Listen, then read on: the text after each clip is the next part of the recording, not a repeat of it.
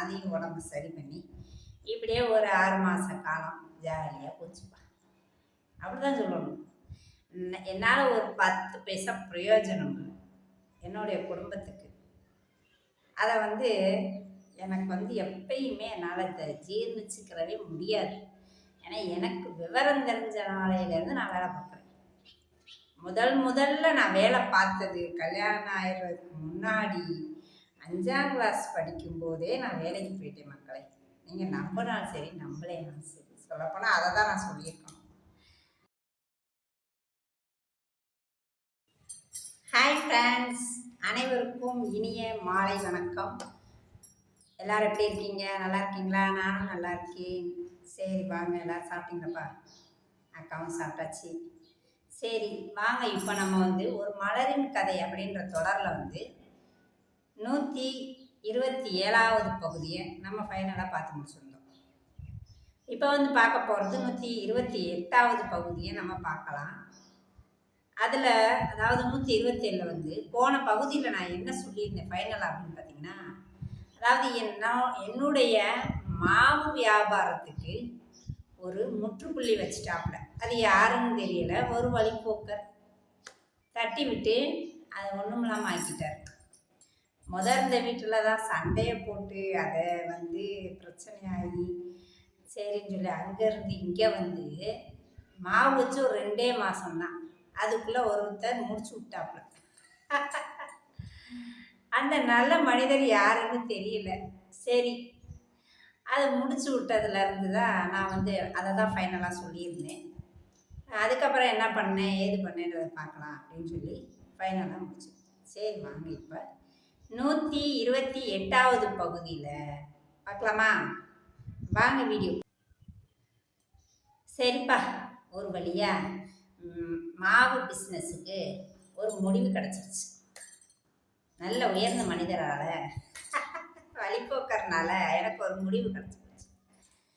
இதுக்கப்புறம் வீட்டுக்குள்ளே சண்டை போட்டுக்கிட்டு நம்ம அந்த வியாபாரத்தை பார்த்தா அது நல்லா இருக்காது. நீங்களே சொல்லுங்கள் மக்களே, சரியாக வருமா? வராது.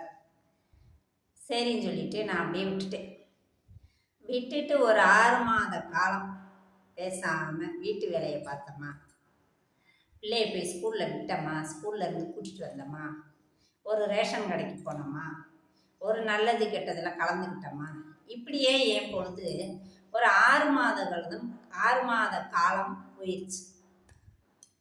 போயிட்டுருக்கையில் சரி, அதோட எனக்கு அல்சர் வேறு பிரச்சனை இருந்ததா அதுக்கும் ட்ரீட்மெண்ட் பார்த்து அதையும் உடம்பு சரி பண்ணி இப்படியே ஒரு 6 மாத காலம் ஜாலியாக போச்சுப்பா. அப்படி தான் சொல்லணும். என்னால் ஒரு 10 பைசா பிரயோஜனம் என்னுடைய குடும்பத்துக்கு. அதை எனக்கு எப்பயுமே என்னால் இதை ஜீர்ணிச்சுக்கிறவே முடியாது. ஏன்னா எனக்கு விவரம் தெரிஞ்ச நாளையிலேருந்து நான் வேலை பார்க்குறேன். முதல்ல நான் வேலை பார்த்தது கல்யாணம் ஆயிடுறதுக்கு முன்னாடி 5ஆம் கிளாஸ் படிக்கும்போதே நான் வேலைக்கு போயிட்டேன் மக்களை. நீங்கள் நம்பினாலும் சரி நம்பலைனாலும் சரி, சொல்லப்போனால் அதை தான் நான் சொல்லியிருக்கணும். நகைக்கடை பாக்ஸ் இருக்கு இல்லையா, தோடு மூக்கத்தி மோதிரம் வைப்பாங்கள குட்டி பாக்ஸ், அந்த பாக்ஸ் செய்கிற கடைக்கு தான் முத 10 வயசில் மே மாதம் பரீட்சை லீவில் 2 மாதம் நான் வேலைக்கு போனேன். அதுதான் நான் லைஃப்பில் பார்த்த வேலை 10 வயசில். அந்த மாதிரி அப்போ இருந்து வேலை பார்த்து அந்த ஒரு சம்பளம் வாங்கி பழகின கை இது அப்படி இருக்கும்போது எல்லாத்துக்கும் வீட்டுக்காரர் எதிர்பார்க்கணும். ஒரு 10 ரூபாய்க்கு ஒரு பூ வாங்கணும்னா கூட அவங்க சம்பளத்தை நான் எதிர்பார்க்கணும். அந்த ஒரு காலகட்டம், அந்த ஒரு சூழ்நிலை எனக்கு அதில் விருப்பமே இல்லைப்பா. சத்தியமாக சொல்கிறேன். இது ஒரு நீங்கள் எப்படி எடுத்துக்கிட்டாலும் ஓகே தான். ஒரு கௌரவமோ இல்லை ஒரு மண்டக்கணமோ ஒரு தலக்கணமோ எப்படி வேணாலும் நீங்கள் எடுத்துக்கோங்க. எனக்கு என்னுடைய வருமானம் அப்படின்றத வீட்டுக்கு வந்தே ஆகணுன்றதுல நான் எப்பயுமே குறிக்கோளாக இருப்பேன். இப்போ வரைக்கும் அதை நான் செஞ்சிட்ருக்கேன். சரிப்பா, என்னதான் செஞ்ச சொல்லு அப்படின்றீங்களா? ஒரு 6 மாத காலம் முடிஞ்சதுக்கப்புறம் திடீர்னு எனக்கு ஒரு யோசனை.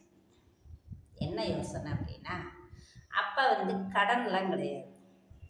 தவணை வாங்கி கடனை வாங்கி அதை இதை பண்ணுவோம். அப்போ எந்த கடனும் கிடையாது. அப்போ எங்கள் மாமியார் வந்து இடம் வாங்கி வச்சுருந்தாங்க. எங்கன்னா ஆண்டார் கொட்டாரம். அவங்க இறக்கும்போது ஒரு வீடு போய் தங்கினாங்கன்னு சொன்னோன்னா, அந்த இடத்துல வந்து அவங்க இறந்ததுக்கப்புறம் நாங்கள் அந்த பக்கம் போகவே இல்லை. அது அப்படியே பொட்டக்காடாக தான் கிடக்கு. எனக்கு திடீர்னு ஒரு ஞான உதயம் வந்த மாதிரி யோசனை பண்ணி எங்கள் வீட்டுக்கார்ட்ட சொல்கிறேன், எங்கள் இடம் இருக்குன்னு சொன்னீங்கல்ல, இப்போதைக்கு இந்த காலகட்டத்துக்கு சும்மா ஒரு ஓட்டு வீடு கட்டணும்னா எவ்வளோ ஆகும் அப்படின்னு சொல்லி யோசனை பண்ணி 2 பேரும் பேசிகிட்டு இருக்கோம். அப்போ எனக்கு தெரியாது, அந்த லைனே எனக்கு தெரியாதுன்னு எங்கள் வீட்டுக்கார் சொல்கிறார். சரி என்ன பண்ணுறதுன்ட்டு கொழுந்தனார் வந்து அந்த லைனில் இருக்காப்புல, கொத்தனார் வேலை பார்க்குறாப்புல. கொழுந்தனார் அவர் எங்கள் வீட்டுக்காரோட தம்பி, கூட பிறந்த தம்பி அவர். அப்போ நான் சொன்னேன், உங்கள் தம்பிகிட்ட கேளுங்க, ஒரு சின்ன வீடாக இருந்தால் போதும், ஒரு அடுப்படி ஒரு ஹாலு போதும். நமக்கு பிள்ளை வந்து 4 வயசு பிள்ளை தான் வச்சிருக்கோம், அதுக்கப்புறம் பார்த்துக்கலாம். இப்போதைக்கு நம்ம அந்த இடத்துல போய் ஒரு சின்னதாக வீடு போடலாமே அப்படின்னு சொல்லி நான் எனக்கு தோணுனதை எங்கள் வீட்டுக்கார்ட்ட ஷேர் பண்ணுறேன். அப்படியா, சரி, நானும் வந்து கேட்டு என்ன எதுன்னு விசாரிப்போமா அப்படின்னு சொல்லிட்டார். சரின்னு சொல்லிட்டு 2 பேரும் முடிவு பண்ணிட்டோம்மா.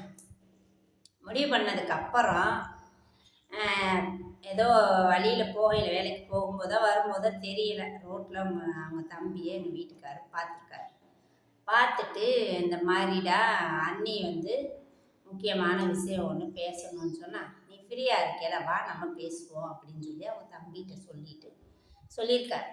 உடனே அவர் ஒரு வாரம் 10 நாள் இருக்கும் வந்தாப்புல. அப்போ நாங்கள் கலந்து பேசினோம். கொஞ்சமாக ஒரு கிச்சனு ஒரு ஹாலு போதும், அதில் சிமெண்ட் சீட்டு போடலாம், இல்லது ஓடு போடலாம், 2ல் ஏதாச்சும் போட்டு ஒரு அரை சென்டில் இப்போதைக்கு கட்டலாம்ப்பா. அது எவ்வளவு ஆகும், நமக்கு ஆடம்பரம் தேவையில்லை, இருக்கிறதுக்கு ஒரு வீடு வேணும் அப்படின்னு சொல்லி கேட்க அவர் சொன்னாப்புல, அண்ணே ஒரு 10,000 ரூபாயில் இப்போ சொன்ன மாதிரி இருக்கு, எனக்கு 10,000 ரூபா இருந்தால் வீடை முடிச்சிடலாம் அப்படின்றாப்புல. எப்போன்னு பார்த்தீங்கன்னா 20 வருஷத்துக்கு முன்னாடி நான் சொல்கிறேன். இப்போ வந்து 2026 வந்துருச்சு. நான் சொல்கிறது 2005. 20 வருஷத்துக்கு முன்னாடி சொல்கிறாப்புல, 10,000 ரூபாய் இருந்தால் போதும் நீ இருக்கிற தக்கன ஒரு வீடை கட்டிக்கலாம் அப்படின்றாப்புல. அப்படியா, சரி. இப்போ நம்மள்கிட்ட தவணை கட்டுறதோ கடன் கட்டுறதோ கல்யாண கடனோ எல்லாத்தையும் முடிச்சிட்டோம். அன்றைய முன்னியத்தில் கடனே இல்லைன்னு வச்சுக்கோங்களேன். கடன் இல்லை, ஆனால் நகை நட்டு எதுவும் வாங்கலை. அம்மா வீட்டில் போட்டு விட்ட தோடு வச்சுருக்கேன், அதோடு தான் இருக்கேன். தோடு கொலுசு இருக்குது, அதோடு தான் இருக்கேன். சரி, அடுத்து நம்ம ஒரு சீட்டு நாட்டை போட்டு ஒரு நகை நட்டு வாங்கலாம் அப்படின்னு எனக்கு தோணலை. அந்த இடத்துல போய் இருக்கிறது தக்கன ஒரு வீடை கட்டி இருந்துக்கிட்டு நம்ம ஓரளவுக்கு தொழிலோ ஏதோ பண்ணிக்கலாம். இவங்க டீ கடையில் நல்ல சர்வீஸ் இருக்குது. சின்ன வயசுலேருந்தே டீ கடை வேலை தான் பார்த்தாரு. சரி அப்படின்னு சொல்லி அலசி ஆராய்ஞ்சு, அதுவும் 1 நாள் 2 நாள் கிடையாதுப்பா, 2-3 மாதமாக யோசிக்கிறேன் கடந்து. நான் இது சரியாக வருமா, எப்படி வரும், என்ன வரும்னு. இல்லை, நீ பயப்படவே தேவையில்லை, 10,000 ரூபா இருந்தால் வீடு கட்டிடலாம் அப்படின்றாங்க. பெரிய வீடெல்லாம் கட்ட வேணாம், நீங்கள் வந்து உங்களுக்கு இருக்கத்தக்கனதான் கேட்குறீங்க, அதை மாதிரி நம்ம செஞ்சிடலாம் நீ அப்படின்றாங்க. அப்படியா, சரின்னு சொல்லிட்டு ஓரளவுக்கு பிள்ளையார் சொல்லி போடுறோம். அதுக்கு முன்னாடி அந்த வருஷம்தான் எங்கள் குலதெய்வ கோயிலுக்கே நாங்கள் போயிட்டு வந்தோம் பார்த்துக்க. அதை மறக்காமல் சொல்லணுமே. எங்கள் குலதெய்வத்துக்கு நாங்கள் அடியெடுத்து வச்ச வருஷம் அந்த 2005 தான். கோயிலுக்கு போயிட்டு வந்ததுக்கப்புறம் எங்களுக்கு இந்த மாதிரி மைண்டு யோசனை வருது. சரி, 10,000 ரூபா கடை வாங்கணுமா, இல்லை நகையை வச்சோமா, இல்லை என்ன பண்ணி நான் அந்த வீடை ஸ்டார்ட் பண்ணேன் அப்படின்றத நம்ம 129வது பகுதியில் பார்க்கலாம் மக்களே. ஓகேவா?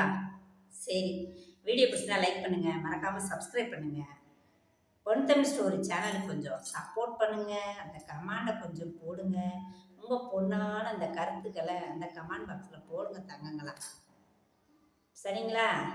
ஸ்கிப் பண்ணாமல் பாருங்கள். ஸ்கிப் பண்ணாமல் பாருங்கள். உங்களுக்கு வாழ்க்கையில் நிறைய விஷயங்கள் இதில் இருக்குது. புரிஞ்சவங்க புரிஞ்சுக்கங்க. புரிஞ்சவன் பிஸ்தா அப்படின்னு சொல்லுவாங்களா, அந்த மாதிரி நான் சொல்கிற வரலாறு உங்களுக்கு லேசு பாஸாக இருக்கலாம். ஆனால் கவனமாக நீங்கள் அதை கேட்டுகிட்டே வந்தீங்கன்னா உங்களுக்கு அதில் நிறைய டிப்ஸ் கிடைக்கும். நிறைய ரிலாக்ஸ் இருக்குது. நிறைய விஷயங்கள் இருக்குப்பா. ஆமாப்பா, அவ்வளோதான் நான் சொல்லுவேன். சரி, ஓகே. இன்னொரு வீடியோவில் சந்திப்போமா? அதுவரை உங்களிடமிருந்து விடைபெறுவது உங்கள் மதுரை மலரக்கா. நன்றி.